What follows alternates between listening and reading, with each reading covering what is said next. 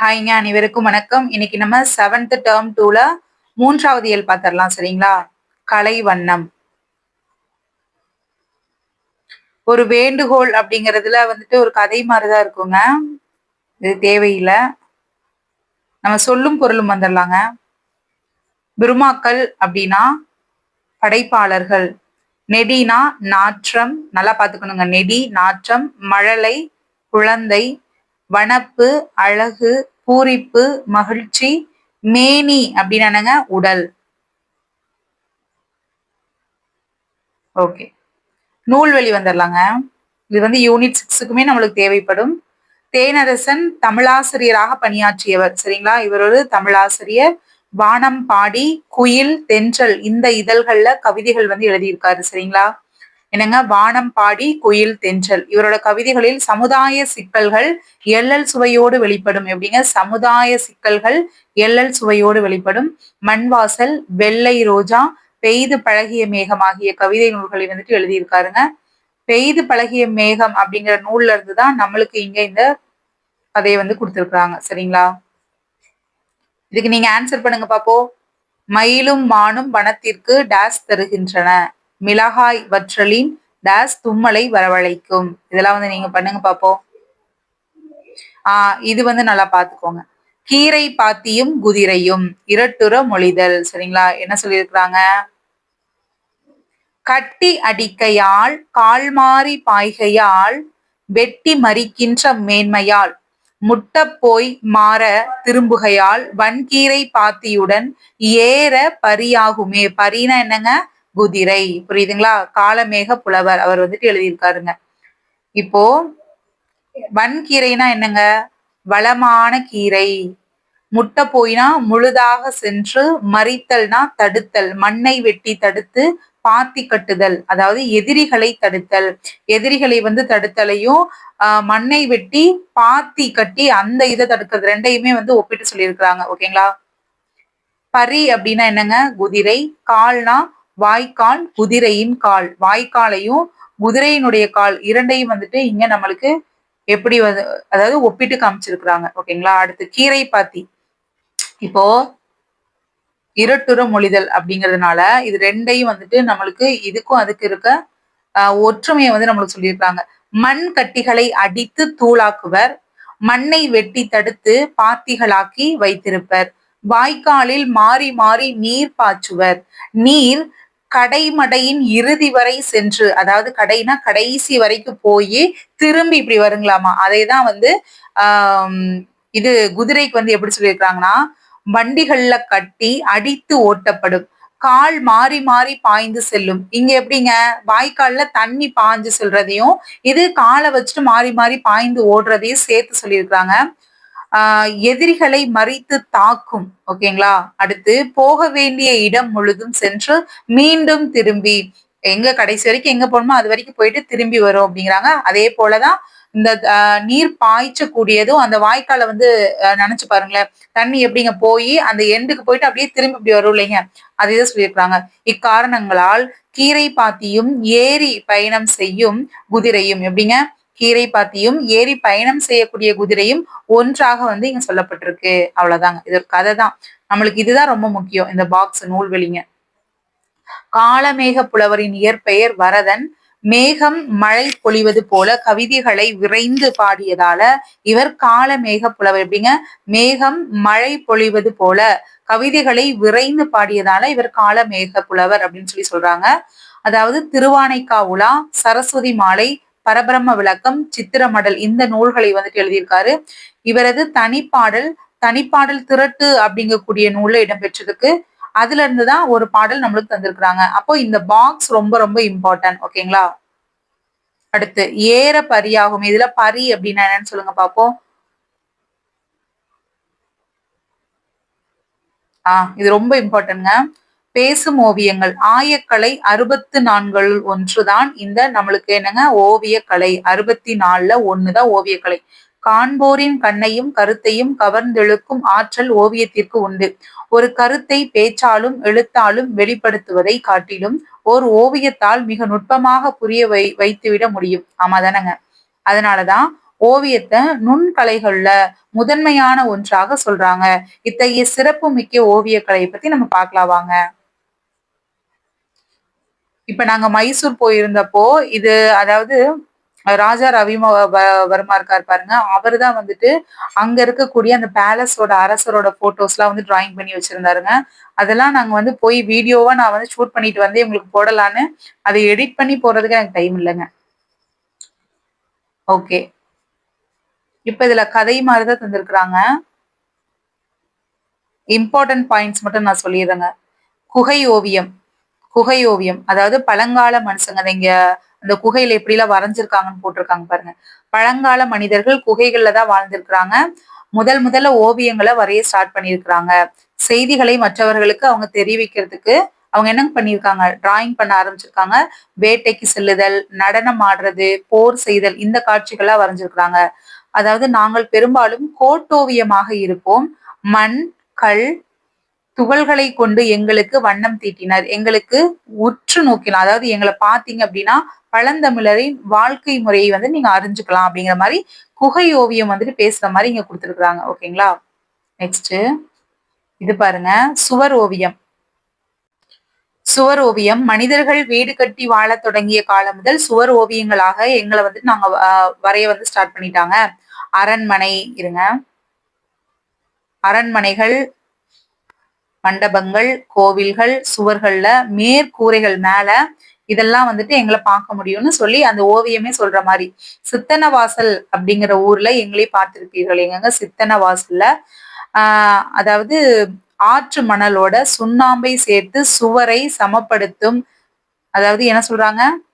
எப்படி வந்துட்டு ஃபர்ஸ்ட் வரைய ஸ்டார்ட் பண்ணிருக்காங்க அப்படின்னு. ஆற்று மணல் கூட சுண்ணாம்பை சேர்த்துதான் வந்துட்டு சுவர்ல வந்துட்டு பூசி ஃபர்ஸ்ட் சமன்படுத்துவாங்களாமா. அப்புறம் இது எப்படி வரைவாங்க அப்படின்னு பாத்துக்கோங்க.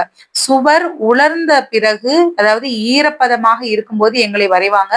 உலர்ந்த பிறகு எங்களை வரைவதும் உண்டு. அப்போ ஈரப்பதமாக இருக்கும்போது வரைவாங்க, காஞ்சதுக்கு அப்புறம் வரைவாங்க. தஞ்சை பெரிய கோவிலில் சுவர் ஓவியங்களான எங்களை, அதாவது எங்கங்க?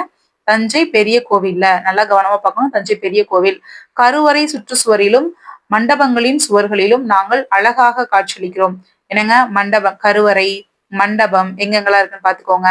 அப்புறம் நாயன்மார்களின் ஒருவரான சுந்தரரின் வாழ்க்கை நிகழ்வுகளாக வந்துட்டு இவங்களை வந்து வரைஞ்சிருக்காங்க. அதாவது சுவர் ஓவியத்தை வந்து வரைஞ்சிருக்காங்கன்னு சொல்றாங்க. யார் யாருங்க? நாயன்மார்களில் ஒருவரான சுந்தரின் வாழ்க்கை நிகழ்வுகளை. ஓகேங்களா? அப்ப எதெல்லாம் நான் வந்து மார்க் பண்றேனோ அதை மட்டும் படிச்சுக்கோங்க. ஒரு கதை மாதிரிதான் இருக்குங்க. அடுத்து இது பாத்துக்கோங்க, ரொம்ப இம்பார்ட்டன்ட்ங்க. துணி ஓவியம். துணிகளின் ஓவியங்கள் வரையும் முறை பழங்காலம் முதலே வழக்கத்துல இருந்திருக்குது. ஓவியம் வரைய பயன்படும் துணியை எழுனி, திரைச்சீலை, கிளி, ரொம்ப இம்பார்ட்டன்ட்ங்க இது. படாம் என்னென்னங்க? எழுனி, திரைச்சீலை, கிளி, படாம் அப்படிங்கக்கூடிய பல பெயர்கள்ல வந்து அழைச்சிருக்கிறாங்க. சீவக சிந்தாமணி காப்பியத்தின் குணமாலை அப்படிங்கக்கூடிய தலைவி யானையை கண்டு அஞ்சிய காட்சியை சீவகன் துணியில் வரைந்ததாக கூறப்படுது. யாருங்க? சீவக சிந்தாமணி காப்பியத்துல. யாருங்க? தலைவி பெயர் என்னங்க? குணமாலை. ஓகேங்களா? அப்ப இது இம்பார்ட்டன்ட். அப்புறம் தற்காலத்தில் எங்களை கலம்காரி ஓவியங்கள் எனும் பெயரில் தமிழகத்திலும் ஆந்திராவிலும் ஓவியர்கள் வரைந்து வருகின்றனர் அப்படின்னு சொல்றாங்க. ஏங்க? தமிழ்நாடு, ஆந்திரா. என்ன ஓவியம்? கலங்காரி, அந்த சாரின்னு சொல்லுவாங்களேங்க. ஓகே. அடுத்து புனையா ஓவியங்கள் பற்றி நம் இலக்கியங்கள் கூறும் செய்திகள் பார்க்கலாம். இந்த பாக்ஸ் வந்துட்டு ரொம்ப இம்பார்ட்டன்ட் தாங்க, நல்லா பாத்துக்கணும். புனையா ஓவியம் கடுப்ப புனவில். அதாவது நம்மளுக்கு கடுப்பா இருக்கு எப்பங்க? நெடுந்தொலைவு நம்ம வந்துட்டு போயிட்டே இருந்தோம் அப்படின்னா நம்மளுக்கு கடுப்பா இருக்குல்லன்னா நெடுநல் வாடை, நல்லா நெடுந்தூரம் நம்ம போயிட்டே இருக்கும்போது நல்ல வாடை, செம்ம வாடை அடிச்சுச்சுன்னா கடுப்பா இருக்கும். என்னடா இவ்வளவு ஸ்மெல் அடிக்குது, எப்படா இந்த இடத்த விட்டு போவோம் அப்படிங்கிற மாதிரி இருக்கும். புனையா ஓவியம் புறம்போந்தன்ன புறத்தே வந்து போயிட்டாங்க. யாருங்க? மணிமேகலை.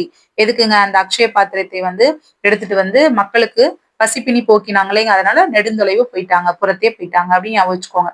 அடுத்து ஓலைச்சுவடி. ஓலைச்சுவடிகள் மீது எழுத்தாணிகளை கொண்டு கோட்டோவியமாகவும் வண்ணப்பூச்சு ஓவியமாகவும் வந்துட்டு வரைஞ்சிருக்கிறாங்க. எப்படிங்க? கோட்டு ஓவியம், வண்ணப்பூச்சு ஓவியம். பெரும்பாலும் இதிகாசம் மற்றும் புராண கதைகளாகவே இருக்குது. தற்காலத்தில் எங்களை காண்பது அரிதாகிவிட்டது. தஞ்சாவூர் சரஸ்வதி மகால் நூலகத்திற்கு சென்றால் எங்களை காணலாம். எங்கெங்க? தஞ்சாவூர் சரஸ்வதி மகால் நூலகம். அடுத்து மணி. ஓகே, இது வந்துட்டு ஒரு டயலாக் மாதிரி இருக்கும், இருந்தாலும் அது என்னன்னு வாசிச்சுக்கலாங்க. மணி வந்து என்ன சொல்றா, தாள்களில் ஓவியம் வரையும் போதே நாம் அழிப்பான்களை கொண்டு பலமுறை அழித்துட்டு இந்த மாதிரி வரைகிறோம். ஒரு முறை எழுத்தாணியால் கீறிவிட்டால் திருத்த முடியாத ஓலைச்சுவடிகளில் நம் முன்னோர் ஓவியம் வரைஞ்சிருக்கிறாங்க. அப்ப அவங்க திறமை எப்பேற்பட்டது அப்படின்னு சொல்லியிருக்கிறாங்க. அடுத்து செப்பேட்டு ஓவியம். முற்காலத்தில் மன்னர்களின் ஆணைகளையும் அரசு ஆவணங்களையும் செப்பேடுகளில் பொறிப்பது வழக்கம். அது போலவே உளி கொண்டு வரைகோடுகளாக எங்களையும் வரைந்தனர். எப்படிங்க, உளியை கொண்டு வரைகோடுகளாக செப்பேட்டு ஓவியங்களை சொல்றாங்க. செப்பேடுன்னு சொல்லுவாங்க தெரியுங்களா? பொதுவாக நீர்நிலை, செடி கொடிகள், பறவைகள், விலங்குகள், குறியீடுகள் போன்றவை வந்துட்டு காணலாம். என்னென்னங்க, நல்லா கவனிச்சுக்கோங்க. நீர்நிலைகள், செடி கொடிகள், பறவைகள், விலங்குகள், குறியீடுகள் இதெல்லாம் வந்துட்டு இந்த செப்பேட்டு ஓவியத்துல பார்க்கலாம் அப்படின்னு சொல்லப்படுதுங்க. அடுத்து இது பார்த்துக்கோங்க, பரிபாடலுடைய ஒரு லைனு.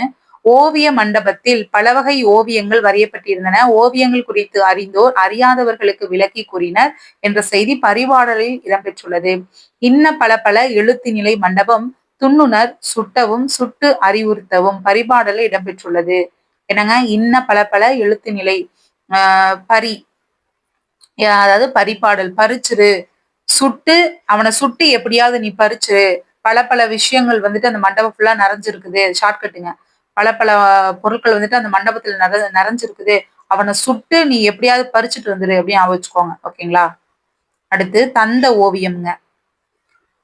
தந்த ஓவியம் அதாவது வயது வயது முதிர்ந்த இறந்த யானையின் தந்தங்களின் மீது பல வகை நீர் வண்ணங்களை பயன்படுத்தி அழகான ஓவியங்களாக வந்துட்டு வரைகிறாங்க. அதனால கேரள மாநிலத்துல அதிகமாக காணப்படுது. எப்படிங்க, வயது முதிர்ந்த இறந்த யானையின் தந்தங்களின் மீது பல வகை நீர் வண்ணங்களை, என்னங்க, நீர், வாட்டர் பெயிண்டிங். ஓகேங்களா? சோ கேரள மாநிலத்தில் அதிகமாக காணப்படுதுன்னு சொல்லியிருக்கிறாங்க. அடுத்துங்க,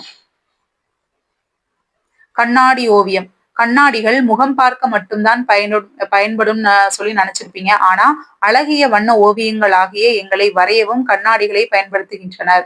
பல வகையான உருவங்கள், இயற்கை காட்சிகள் போன்றவைகளாக நாங்கள் வரையப்பட்டு இருக்கின்றோம். எங்களை உருவாக்கும் ஓவியர்கள் தஞ்சாவூரில் மிகுதியாக உள்ளனர். அடுத்து தஞ்சாவூருங்க, நல்லா பாத்துக்கணும். கண்ணாடி ஓவியம் எங்கங்க, தஞ்சாவூர்.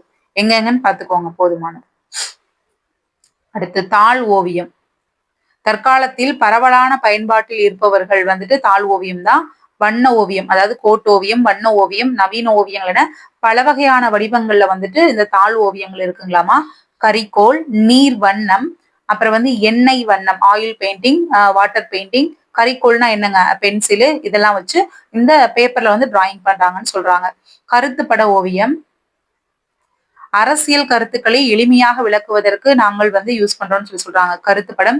இந்தியா இதழில் பாரதியார் தான் எங்களை வந்து ஃபர்ஸ்ட் அறிமுகப்படுத்தினாருங்கிற மாதிரி சொல்லியிருப்பாங்க. ஓகேங்களா? பெரும்பாலான இதழ்களில் நீங்கள் எங்களை பார்த்திருக்க முடியும். அதாவது கருத்து ஓவியம், இந்த இங்க பாருங்க, இங்க இருக்கு பாருங்க, இந்த மாதிரிங்க. இதான் வந்துட்டு பாரதியார் அவர்கள் வெளியிட்ட கேலி சித்திரம்ங்க. இந்த படத்தை வச்சு, படிக்க தெரியாத மனுஷங்க இந்த படத்தை வச்சே வந்து புரிஞ்சுக்கிற மாதிரி வந்து பண்ணியிருப்பாங்க. எங்களுடைய மற்றொரு வடிவமே கேலி சித்திரம். மனித உருவங்களை விந்தையாக தோற்றங்கள்ல நகைச்சுவை தோன்றுபடி வரைவதையே கேலி சித்திரம் அப்படின்னு சொல்றாங்க. அடுத்து இங்க பாருங்க, இந்த வேறு பெயர்கள் ரொம்ப இம்பார்ட்டன்ட்ங்க இது. சரிங்களா? ஓவியம் அப்படின்னா என்னென்னலாம் சொல்லுவாங்கன்னா, ஓவியத்தை எப்படி எல்லாம் சொல்லுவாங்கன்னா, ஓவு, ஓவியம், ஓவம், சித்திரம், படம், படாம், வட்டிகை செய்தி. என்னென்னங்க, ஓவு, ஓவியம், ஓவம், சித்திரம், படம், படாம், வட்டிகை செய்தி. அடுத்து ஓவியம் வரைபவரை எப்படி ஓவியம் வரைபவரை எப்படி சொல்லுவாங்கன்னு பாத்தீங்கன்னா, கண்ணுள் வினைஞர், மண்ணீட்டாளர், கண்ணுள் வினைஞர், ஓவிய புலவர், ஓவமாக்கல், கிளவி வல்லோன், சித்திரக்காரர், வித்தகர். என்னங்க, கண்ணுள் வினைஞர், ஓவிய புலவர், ஓவமாக்கல், கிளவி வல்லோன், சித்திரக்காரர், வித்தகர். ஓவிய கூடத்தை எழுதலில் அம்பலம், எழுத்து நிலை மண்டபம், சித்திர அம்பலம். எப்படிங்க, ரெண்டு அம்பலம் இருக்கு பாருங்களேன். எழுதலில் அம்பலம், அப்புறம் சித்திர அம்பலம். இந்த ரெண்டு அம்பலத்தையும் ஞாபகம் வச்சுக்கோங்க. அடுத்து மண்டபம், எழுத்து நிலை மண்டபம், சித்திர மண்டபம். சரிங்களா? அப்புறம் இது ரெண்டு வந்துட்டு ஒரு பேரு, எழுத்து நிலை மண்டபம், சித்திர மண்டபம். அடுத்து சித்திரக்கூடம், சித்திர மாடம், சித்திர சபை. இது மூணையும் வந்து ஞாபகம் வச்சுக்கோங்க. என்னங்க, சித்திரக்கூடம், சித்திர மாடம், சித்திர சபை, அப்புறம் எழுத்து நிலை மண்டபம், சித்திர மண்டபம், எழுதில் அம்பலம், சித்திர அம்பலம். ஓகேங்களா? அடுத்து இது பாருங்க, ஐரோப்பிய கலை நுணுக்கத்துடன் இந்திய கலை மரபுகளை இணைத்து ஓவியங்களில் புதுமைகளை புகுத்தியவர் ராஜா ரவிவர்மா. இவருடைய டிராயிங் தாங்க நாங்க மைசூர் பேலஸ்ல போய் பார்த்தோங்க. ரொம்ப அருமையா இருந்துச்சுங்க. இவரது ஓவிய முறைகள் பிற்காலத்தில் நாட்காட்டிகளில் அதிகம் பயன்படுத்தப்பட்டிருக்கு. நாட்காட்டி ஓவியம் வரையும் முறையின் முன்னோடிகளுள் ஒருவராக கருதப்படுபவர் கொண்டையராஜு. கொண்டையராஜு நாட்காட்டி ஓவியங்களை பசார் பெயிண்டிங் அப்படின்னு அழைக்கிறாங்க. அடுத்து நவீன ஓவியம். ஓவியக்கலையின் மிக புதுமையான வடிவமாக விளங்குவதுதான் இந்த நவீன ஓவியம். புதுமையான பார்வையில் புதிய கருத்துக்கள் வெளிப்படுமாறு இவங்களை வரைகிறாங்கன்னு சொல்றாங்க. பார்வையாளர்களின் மனப்பான்மைக்கு ஏற்ற பொருள் கொள்ளும் வகையில் கோடுகளாகவும் சிறு கீறல்களாகவும் அதாவது கிறுக்கல்களாகவும் வரையப்படுது. பல வண்ண கலவைகளை கொண்டும் இவங்கள இது நம்ம இப்ப எப்படி வரைகிறோங்க அதை சொல்லியிருக்கிறாங்க. அவ்வளவுதாங்க. இந்த பாடம் ரொம்ப ஈஸிங்க. குகை ஓவியங்கள் வண்ணம் தீட்ட பயன்பட்ட பொருள்களில் ஒன்று எதுங்க? கண்டுபிடிங்க பார்ப்போம். இப்பதான் நம்ம படிச்சோம் இல்லைங்க. இது சும்மா ஒரு கதை மாதிரிதாங்க இருக்கும். நகைச்சுவை உணர்வு வெளிப்படுமாறு வரையப்படும் ஓவியம் என்னன்னு சொல்லுங்க பார்ப்போம். கருத்து படங்களை அறிமுகப்படுத்தியவர். கலம்காரி ஓவியம் என்று அழைக்கப்படுவது என்ன? மன்னர்களின் ஆணைகளையும் அரசு ஆவணங்களையும் டாஸ் மீது பொறித்து பாதுகாத்தனர். ஓகே. தமிழ் ஒளிர் இடங்கள் இதுவும் இம்பார்ட்டன்ட் தாங்க. மனிதர்கள் புதிய புதிய இடங்களை காண்பதில் விருப்பம் உடையவர்களா இருக்காங்க. பழமையான நினைவு சின்னங்கள், இயற்கை அழகு நிறைந்த பகுதிகள், வழிபாட்டு இடங்கள், கடற்கரை பகுதிகள், தேசிய பூங்காக்கள், இந்த இடங்களை பாக்குறதுக்கு எப்படிங்க இருக்கும்? ரொம்ப மகிழ்ச்சியா இருக்கும். அப்போ அதைதான் நம்ம இங்க கீழே பார்க்க போறோம். ஒவ்வொரு இடமா சுத்தி பார்க்கலாமா? வாங்க நம்ம டூர் போற மாதிரி பாத்திரலாங்க. தஞ்சை சரஸ்வதி மகால் நூலகம். இந்தியாவுல தொன்மையான நூலகங்கள்ல தஞ்சை சரஸ்வதி மகால் நூலகமும் ஒன்று.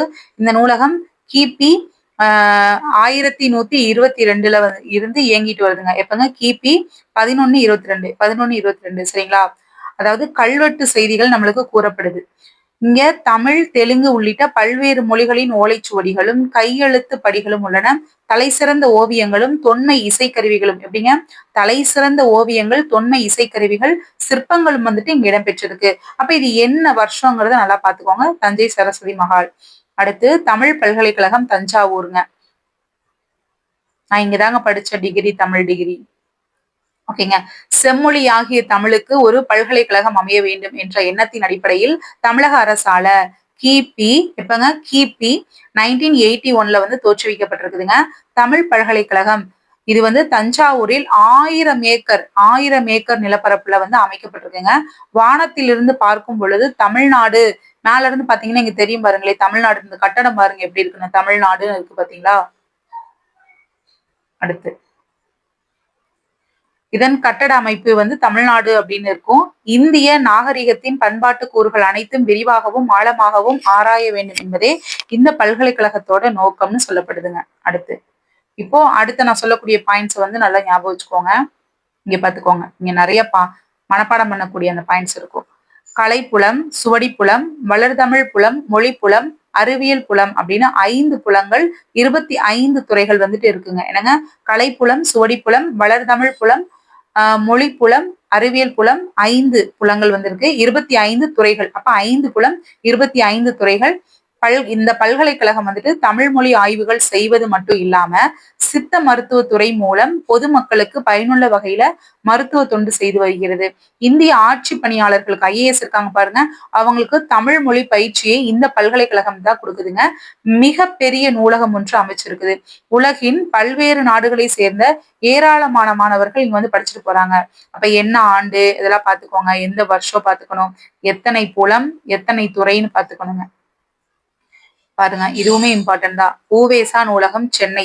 கிபி 1942 எப்பங்க? 1942 இந்த நூலகத்தில் தமிழ், தெலுங்கு, வடமொழி இந்த மாதிரி பல்வேறு மொழி நூல்கள் இருக்குதுங்களாமா. இங்க 2128 2128 ஓலைச்சுவடிகளும் 29 41 தமிழ் நூல்களும் இருக்குதுங்களாமா. கீழ்த்திசை நூலகம் அடுத்து சென்னை. அப்போ இது எந்த வருஷம்னு பாத்துக்கோங்க. என்னென்ன மொழிகள்ல நூல்கள் இருக்கு, எத்தனை ஓலைச்சுவடிகள் இருக்குங்க, எத்தனை தமிழ் நூல்கள் இருக்குங்கிறத பாத்துக்கணும். அடுத்து கீழ்த்திசை நூலகம், சென்னை பாத்திரலாங்களா? ஓகே. கிபி 1869 ஸ்டார்ட் பண்ணிருக்காங்க. இங்க தமிழ், தெலுங்கு, கன்னடம், மராத்தி. என்னங்க? தமிழ், தெலுங்கு, கன்னடம், மராத்தி உள்ளிட்ட பல்வேறு மொழிகளின் ஓலைச்சுவடிகள் இருக்கு. கணிதம், வானியல், மருத்துவம், வரலாறு உள்ளிட்ட பல்வேறு துறை நூல்களும் வந்துட்டு இங்க இருக்குதுங்க. என்னங்க, கணிதம், வானியல், மருத்துவம், வரலாறு உள்ளிட்ட பல்வேறு துறை நூல்களும் வந்துட்டு இருக்கு. இது தற்போது அண்ணா நூற்றாண்டு நூலகத்துல 7ஆம் தளத்தில் இயங்கி வருகிறது. நம்ம பார்த்தோம் இல்லைங்க, அண்ணா அந்த நூற்றாண்டு பாடம் பார்த்தோம் இல்லைங்க, அதுல இருக்கோ தெரியுங்களா? அடுத்து கன்னிமாரா நூலகம், சென்னை. இது வந்து நம்மளுக்கு ஜிஎஸ்க்குமே தேவைப்படுங்க, சரிங்களா? அதனால நல்லா பார்த்து படிச்சு வச்சுக்கணும். 1896ல தொடங்கப்பட்ட கன்னிமாரா நூலகம் தமிழ்நாட்டின் மைய நூலகம் ஆகும். தமிழ்நாட்டின் மைய நூலகம். இது இந்திய நாட்டின் களஞ்சிய நூலகங்கள்ல ஒன்று. இந்திய நாட்டின் களஞ்சிய நூலகங்கள்ல ஒன்றாகவும் இந்நூலகத்தில் ஆறு லட்சத்திற்கும் மேற்பட்ட நூல்கள் வந்துட்டு இருக்கு. இந்தியாவில் வெளியிடப்படும் புத்தகங்கள், நாளிதழ்கள், பருவ இதழ்கள் எல்லாமே, அது எல்லாத்தோட ஒவ்வொரு படியுமே இங்க வந்துட்டு பிரதி, அதோட ஜெராக்ஸ் வந்துட்டு பிரிண்ட் வந்துட்டு இங்க ஒண்ணு இருக்குங்களாமா, சரிங்களா? அடுத்து இந்த நூலகத்தில் 3ஆம் தளத்தில் மறைமலை அடிகள் நூலகம் வந்துட்டு இருக்குது. எங்கங்க, 3ஆம் தளம். நல்லா கவனமா பாத்துக்கணும். அப்ப இங்க என்னென்னங்க பார்க்கணும்?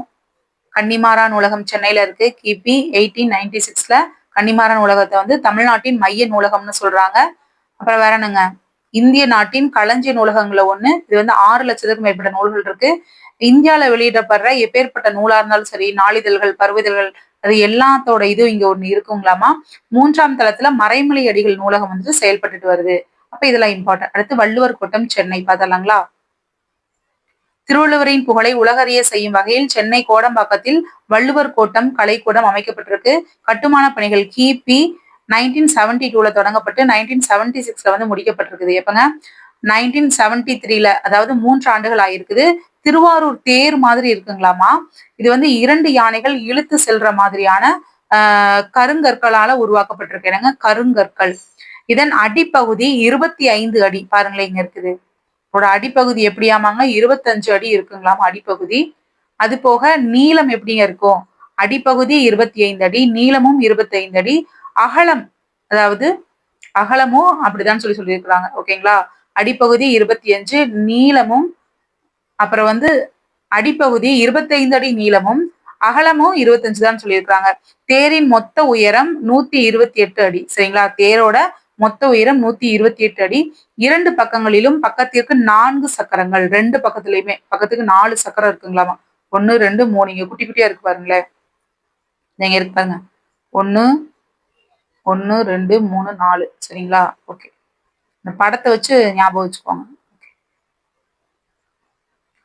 கடைக்கோடி 2 சக்கரங்கள் பெரியனவாகவும் நடுவுல 2 சக்கரம் சின்னதா இருக்கும்னு சொல்லியிருக்காங்க. தேரின் மையத்துல எண் கோண, என்னங்க, எண் கோண 8 பட்டன்னு சொல்லுவாங்க. எண் கோண வடிவ கருவறை திருவள்ளுவரின் சிலை வந்துட்டு கவினுரை வந்துட்டு அமைக்கப்பட்டிருக்குன்னு சொல்றாங்க. வள்ளுவர் கோட்டத்துல நிகழ்ச்சிகள் நடத்தப்படுவதற்கான அரங்கம் ஒன்று இருக்கு. ஒரு அரங்கமும் இருக்குதுங்களாமா. ஒரு அரங்கம் இருக்கு. வள்ளுவர் கோட்டத்துல 1330 குறட்பாக்கள் செதுக்கியிருக்காங்க. அறத்துப்பால் கருநிற பளிங்கு கல்லிலும், பொருட்பால் வெண்ணிற பளிங்கு கல்லையும், எப்படிங்க, அறத்துப்பால் 3 பால்கள் இருக்கு தெரியுங்களா? அறத்துப்பால், பொருட்பால், இன்பத்துப்பால். அந்த அறத்துப்பால், அறம்ங்கிறது கருப்பு கலர்ல, இந்த பொருட்பால் வந்துட்டு வெண்ணிற வெள்ளை கலர்லயும், அப்புறம் இன்பத்துப்பால் செந்நிற கலர்லயும் இருக்குங்களாமா. அது போக திருக்குறளின் கருத்துக்களை விளக்கக்கூடிய ஓவியங்களும் வந்துட்டு இருக்குன்னு சொல்றாங்க. அடுத்து திருவள்ளுவர் சிலை, கன்னியாகுமரி. இந்தியாவுல தெற்கு எல்லையாகிய கன்னியாகுமரியில திருவள்ளுவரோட சிலை தமிழக அரசால நிறுவப்பட்டிருக்குதுங்க. விவேகானந்தர் பாறைக்கு பக்கத்துல கடல் நடுவே நீர்மட்டத்துல இருந்து 30 அடி உயர பாறை மீது இந்த சிலை வந்துட்டு அமைக்கப்பட்டிருக்கு. கிபி 1990ல இந்த பணி வந்து ஸ்டார்ட் பண்ணிருக்காங்க. எப்பங்க, 1990ல வந்து ஸ்டார்ட் பண்ணிருக்கிறாங்க. அடுத்து பொதுமக்கள் பார்வைக்காக 2000, அதாவது எப்பங்க, பொதுமக்கள் பார்வைக்காக 2000 ஜனவரி மாசம் ஃபர்ஸ்ட் டே 2000த்துல ஜனவரி 1ல தான் வந்துட்டு திறந்து வச்சிருக்காங்க. ஆனா எப்பங்க பணியை ஸ்டார்ட் பண்ணிருக்காங்க? 10 வருஷத்துக்கு முன்னாடியே ஸ்டார்ட் பண்ணிட்டாங்க. ஓகேங்களா? சரிங்க. அடுத்து பாறையிலிருந்து சிலையின் உயரம். இந்த பாறையிலிருந்து சிலையோட மொத்த உயரம் 133. ஓகேங்களா? இது திருக்குறளின் மொத்த அதிகாரங்களை குறிக்கிறது. அறத்துப்பாலின் அதிகாரங்களை உணர்த்துவது போல பீடம் 38 அடி உயரம். எவ்வளவுங்க? பீடம் 38 அடி உயரம் கொண்டதாக இருக்குதுங்க. அடுத்துங்க பொருட்பால், இன்பத்துப்பால், இதோட மொத்த அதிகாரங்களை குறிக்கக்கூடிய வகையில 95 அடி உயரம் உடையதாக இருக்குது. ஓகேங்களா? அடுத்துங்க பீடத்தின் உட்புறத்தில் மண்டபம் ஒன்று இருக்குது. மண்டபத்தின் உட்சுவரில் என்ன இருக்குதுங்க? அதிகாரத்திற்கு ஒரு குறள் வீதம் 133 குறள்கள் தமிழ்லையும் இங்கிலீஷ்லயுமே செதுக்கி இருக்கிறாங்க. திருவள்ளுவர் சிலை அமைக்கிறதுக்கு 3 டன் முதல் 8 டன் 3 to 8 டன் வந்துட்டு தேவைப்படுது எடை. ஓகே. அப்புறம் 3681 கருங்கற்கள் வந்துட்டு பயன்படுத்தியிருக்காங்க.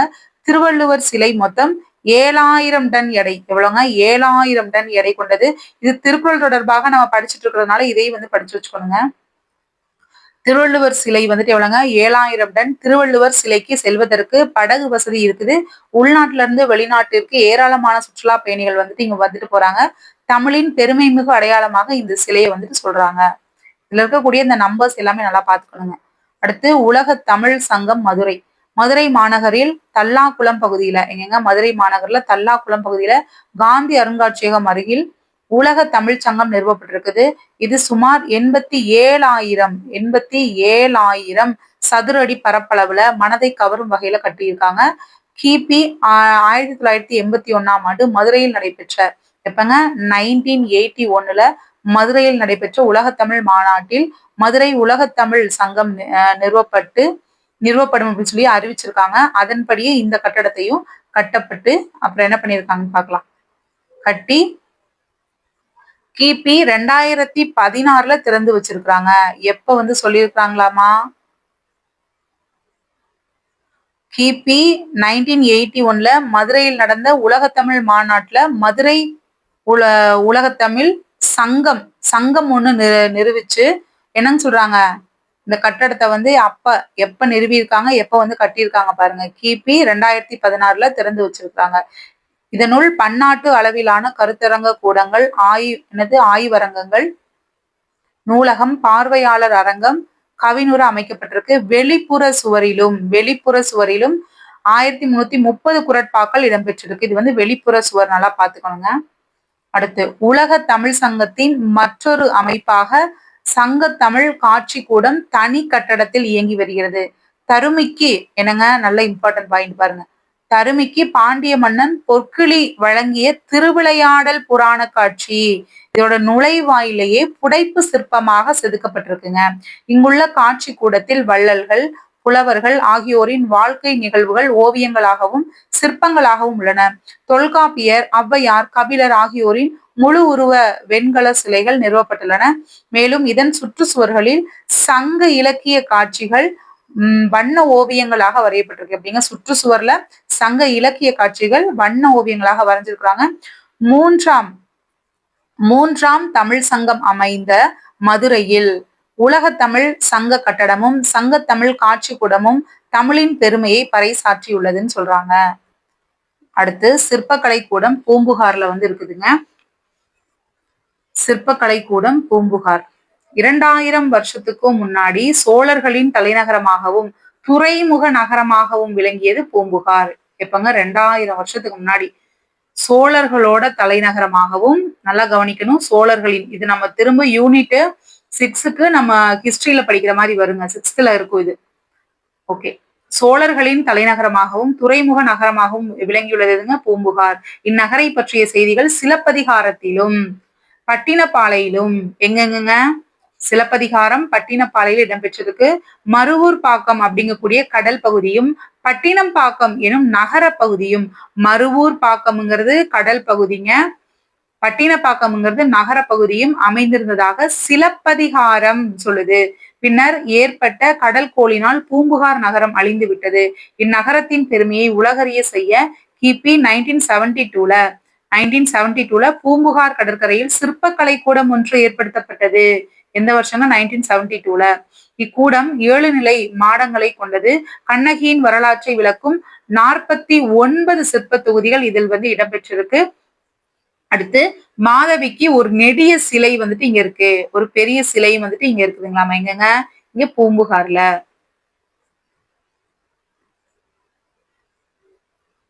அடுத்து முடிய போகுதுங்க. அவ்வளவுதான், இதோட முடிஞ்சுங்க. கலைக்கூடத்திற்கு அருகில் இளஞ்சி மன்றம், பாவை மன்றம், நெடுங்கல் மன்றம் இதெல்லாம் இருக்குதுங்களாமா. என்னென்னங்க? இளஞ்சி மன்றம், பாவை மன்றம், நெடுங்கல் மன்றம். இளஞ்சி மன்றத்திலும் பாவை மன்றத்திலும் வடிவமைக்கப்பட்டுள்ள பெண்களின் உருவங்கள் நம் கண்ணையும் கருத்தையும் கவர்கின்றன. நெடுங்கல் மன்றத்தில் நெடிய கற்றூன் ஒன்று, கல் தூண் ஒன்று, அதை சுற்றி 8 சிறிய எவ்வளவுங்க? 8 சிறிய கல் தூண்கள், 8 மனித உருவங்களும் தற்கால சிற்பக்கலைக்கு எடுத்துக்காட்டுகளாக இருக்கு. ஓகேங்களா? அப்ப அந்த மன்றம் எல்லாம் நல்லா பாத்துக்கணும். அவ்வளவுதாங்க, முடிஞ்சு. நம்ம இப்போ இலக்கண பகுதிக்கு வந்துட்டோம். தொழிற்பெயர்.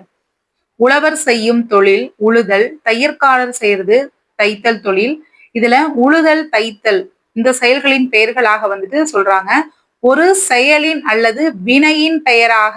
செயல்னா என்னங்க? நம்ம பண்ற ஆக்டிவிட்டிஸ் தாங்க. வினைனாலும் செயல்னாலும் ஒண்ணுதாங்க. இதுதான் நம்ம தொழிற்பெயர்னு சொல்றாங்க. தொழிற்பெயர் எண், இடம், காலம், பால். எண், இடம், காலம், பால் இதெல்லாம் காட்டாது. இதை நல்லா கவனிச்சுக்கணும். படற்கை இடத்தில் மட்டும் வரும். புரியுதுங்களா? படற்கை இடத்தில் மட்டும் வரும். அடுத்து பாருங்க, நல்லா கவனிக்கணுங்க. என்ன பாயிண்ட்டுங்க? எண், இடம், காலம், பால் இந்த இதெல்லாம் காட்டாது. தொழிற்பெயர் படற்கை இடத்தில் மட்டும் வரும். படித்தல், ஆடல், நடிப்பு, எழுதுதல், பொருத்தல் இது எல்லாமே செயல்தானங்க. தொழிற்பெயரை விகுதி பெற்ற தொழிற்பெயர், முதல் நிலை தொழிற்பெயர், முதல் நிலை திரிந்த தொழிற்பெயர்னு வகைப்படுத்துறாங்க. என்னங்க? விகுதி பெற்ற தொழிற்பெயர், முதல் நிலை தொழிற்பெயர், முதல் நிலை திரிந்த தொழிற்பெயர் அப்படின்னு. இப்போ ஒவ்வொன்றை பார்த்திடலாங்க. விகுதி பெற்ற தொழிற்பெயர். இப்ப இந்த விகுதிகள் எல்லாம் நீங்க மனப்பாடம் பண்ணி கொள்ள வேண்டும். சரிங்களா? விகுதி பெற்ற தொழிற்பெயர் நடத்தல், உண்ணல், சாப்பிடுறது, வாழ்வு, வாழ்க்கை. பாத்துக்கோங்க, வாழ்வு, வாழ்க்கை எல்லாமே தொழில் அடிப்படையில் தான் வருது. இந்த பெயர்களை நம்ம பார்த்தோம் அப்படின்னா இதுல நட, உன், வாழ் இந்த மாதிரி வினை பகுதி. பகுதினா என்ன அப்படின்னா, இப்போ ஒரு சொல் நடத்தல்னு இருக்கு பாருங்க, அதுல நட அப்படிங்கக்கூடியதான் முதல் பகுதியை தான் பகுதி அப்படின்னும், பின்னாடி வரக்கூடியதை விகுதின்னு சொல்லுவாங்க. அந்த விகுதி நான் சொல்லித்தரேங்க. வினை பகுதிகள் தள்ளு, அல்லு, ஊ. இங்க முடியுது பாருங்க, நடத்தல்ல தள்ளுன்னு. உண்ணல், உண்ணல் இன்னு கூட்டல் ஆதானங்கண்ணா, அப்ப அல், உண்ணல். ஊ, கை. இந்த மாதிரி 4மே விகுதிகளோடு சேர்ந்து தொழிற்பெயர்களாக அமையுதுன்னு சொல்றாங்க. அடுத்து பகுதி விகுதி. புரிஞ்சுங்களா? முன்னாடி இருக்கிறது பகுதி, பின்னாடி இருக்கிறது விகுதி. வினை பகுதியுடன் தொழிற்பெயர் விகுதி சேர்ந்து வருவது என்ன சொல்றாங்க? விகுதி பெற்ற தொழிற்பெயர். வினை பகுதி கூட தொழிற்பெயர் விகுதி சேர்ந்து வருவது விகுதி பெற்ற தொழிற்பெயர். தல், அல், அம், ஐ, கை, வை, கு, பு, உ, வி, சி, வி, மை போன்றவை தொழிற்பெயர் விகுதிகள். இதுக்கு ஒரு ஷார்ட்கட் சொல்லி தரட்டுங்களா? ஷார்ட்கட் பாருங்க. தல் இது அம்மான்னு வச்சுக்கோங்க. அம்மா. இங்க உபுதி, உ, உ, தி. விபூதின்னு ஞாபகம் வச்சுக்கோங்க. விபூதி. அது ஊன்னு இருக்கு. நான் உங்களுக்கு ஷார்ட்கட்ல உபுதின்னு சொல்றேன். இல்லைன்னா உபுதினே வச்சுக்கோங்க. உபுதி. அம்மா என்ன பண்றாங்க அப்படின்னா, ஒரு குழந்தைக்கு இங்க இருக்கு பாருங்க, குழந்தை கூ. குழந்தைக்கு என்ன பண்றாங்க? அவங்க கையால தலை சீவி, இங்க இருக்கு பாருங்க சீவி, தலை சீவி அவங்க கையால. அம்மா ஒரு குழந்தைக்கு அவங்க கையால தலை சீவி மை வச்சு என்ன பண்றாங்க? மை வச்சு, இங்க இருக்கு பாருங்க, மை வைத்து உபுதி வச்சு விடுறாங்க குழந்தைக்கு. புரியுதுங்களா? மத்த அல், தல் அதெல்லாம் அப்போ இல்லைன்னா இது வச்சுக்கலாம் பாருங்க, அல், தல். அப்போ அல்லு குழந்தை என்னங்க பண்ணுது? அழுது தள்ளி தள்ளி விடுது அப்படின்னு ஞாபகம் வச்சுக்கோங்க. ஓகேங்களா? பாருங்க, மறுபடியும் சொல்றேன். அல்லு, தள்ளு. இப்ப அம்மா குழந்தைக்கு என்ன பண்றாங்க?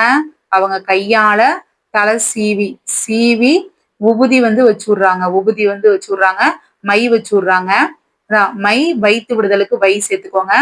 அப்ப குழந்தை என்ன பண்ணுதுன்னா அள்ளுன்னு அழுதுட்டு தள்ளி விடுது அம்மாவை. தள்ளி விட்டு என்னங்க பண்ணுது? அழுகுது. அப்ப அம்மா சொல்றாங்கன்னா ஐஸ்கிரீம் வாங்கி தரேன்னு சொல்ல விட்டு அது ஐ அப்படின்னு சிரிக்குது. ஓகேங்களா? சரிங்க. அடுத்து முதல் நிலை தொழிற்பெயர். வானில் இடி இடித்தது, சோறு கொதி வந்தது. இப்ப பாத்துக்கோங்க, இடி, கொதி இதெல்லாம் இடித்தல் அப்படின்னு ஃபுல்லா முடியாம அதோட பகுதியை மட்டும் சொல்லுதுங்க. கொதித்தல்ங்கிறதுல நம்மளுக்கு கொதி மட்டும்தான் வந்திருக்கு. இந்த சொற்களின் பகுதிகள் அப்படின்னு சொல்றது. பகுதிகள்னா என்னங்க? அதாவது ஃபர்ஸ்ட் இதை மட்டும் பகுதியை மட்டும் சொல்லுது. இந்த தள்ளு, அல்லு இதுலயும் தள்ளுதான் வந்திருக்குது. அந்த விகுதி எல்லாம் சொல்லாம அதோட முதல் பகுதியை மட்டும் சொல்றதுனால இது முதல் நிலை தொழிற்பெயர். ஏவல் ஒருமை வினைகளாக அமையும் வினை சொற்களின் பகுதியை முதல் நிலை. ஏவல் ஒருமை, ஒருமைனா ஒருத்தரை மட்டும் குறிக்கக்கூடியது அப்படின்னு சொல்றாங்க. முதல் நிலை எவ்வகை மாற்றமும் பெறாமல் தொழிற்பெயராக அமைவது. தொழிற்பெயர் எந்த விதமான மாற்றம் இல்லாம, தொழில்னா என்னங்க, ஒரு செயலுங்க, சரிங்களா, அந்த ஆக்டிவிட்டிஸ மட்டுமே குறிக்குது. இடி, அத இடி, அது கொதிக்குது, கொதிக்க மட்டும்தான் செய்யுது அப்படின்னு சிங்கிளா வந்துட்டு புரியுது இல்லைங்களா நம்மளுக்கு. அதனாலதான் அத முதல்நிலை தொழிற்பெயர் அப்படின்னு சொல்றாங்க. அடுத்தது பார்க்கும்போது உங்களுக்கு டவுட் கிளியர் ஆயிரும். செல்லமாக ஓர் அடித்தலுக்கு அடி மட்டும் வந்திருக்கு பாருங்க, அடித்தான். அறிஞர் அண்ணா தம் பேச்சால் புகழ் பெற்றார். ஓகேங்களா. அடிக்கோடிட்ட சொற்கள்ல விகுதி பெறாமல் தன் பொருளை உணர்த்துது. பின்னாடி அந்த அல்லு தள்ளு ஷார்ட்கட் சொன்ன பாருங்க, அதெல்லாம் எதுவுமே இல்லாம நம்மளுக்கு அது மீனிங் புரியுதுன்னு சொல்ல வர்றாங்க. அடுத்து முதல் நிலை தெரிந்த தொழிற்பெயர். தமிழ் படிக்கும் பேரு பெற்றேன். பேரு இது பெரு எல்லாமே நீண்டு வர்றதுங்க. சுடு, அதுக்கு சூடு. இதுல பெரு, பேரு, சூடு இந்த சொற்களை பார்த்தோம் அப்படின்னா பெரு சுடு அப்படிங்கிற பகுதிகளின் முதல் எழுத்து நீண்டு பேரு சூடு அப்படின்னு தெரிந்து தொழிற்பெயர்களாக மாறி இருக்கு. இந்த மாதிரி முதல் நிலை தெரியறதுனால, அதாவது முதல் நிலை அப்படின்னு ஒண்ணு இல்லைங்க, இந்த பெருன்னு இருக்கிறது பேரு, சுடுன்னு இருக்கக்கூடியது சூடு அப்படின்னு வர்றதுனால இது முதல் நிலை. முதல் நிலை ஃபர்ஸ்ட் லெட்டர் அதாவது குறிலா இருக்கக்கூடியது நெடிலா ஆகிறதுனால முதல் நிலை தெரிந்த தொழிற்பெயர்னு சொல்றாங்க. அடுத்து இங்க இருக்கு பாருங்க, விடுங்கிறத வீடுனும், மின்னுங்கிறத மீனுனும், கொள்ளுங்கிறத கோல் அப்படின்னும், ஃபர்ஸ்ட் லெட்டர் மட்டும் மாறி வர்றதுனால இது முதல் நிலை தெரிந்த தொழிற்பெயர். உடன்படுங்கிறதுக்கு உடன்பாடு, புரியுதுங்களா, பாடு அப்படிங்கறத விளக்கியிருக்காங்க. அவ்வளவுதாங்க. இப்ப இதெல்லாம் நீங்களே செஞ்சு பாத்திரலாம்.